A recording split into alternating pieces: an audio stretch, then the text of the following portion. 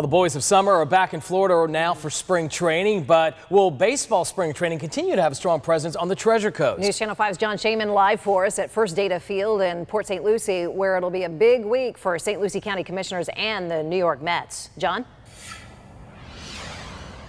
Well, that's right, Shannon and Jay. Back in November of 2016, the county and the team signed a $55 million deal that would keep the Mets here in Port St. Lucie until 2042. That money was to go for stadium improvements. But now, 2 years later, no work has begun, and some fans are starting to wonder why. It's a new year for the New York Mets. Old favorites. Conforto, Nimmo, Cespedes.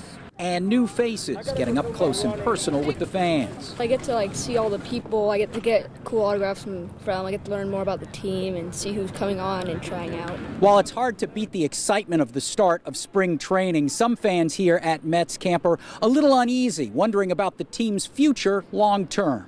Stadium renovations to First Data Field, initially agreed to more than 2 years ago, should have been done by now, but the work hasn't even started.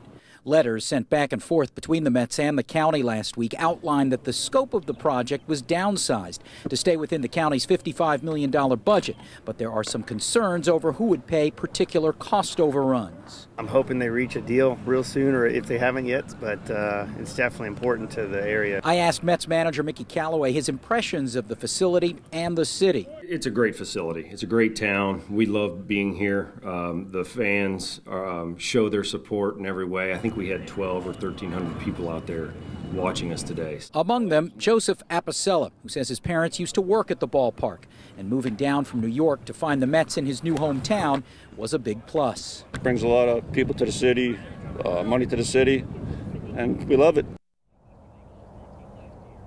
Now, I did have the chance to briefly talk with the Mets director of Florida operations, who told me that he hopes to see some kind of deal tomorrow and that things were moving in the right direction. We'll be at that meeting tomorrow and bring you any updates. We're live tonight in Port St. Lucie. John Shaman, WPTV News Channel 5.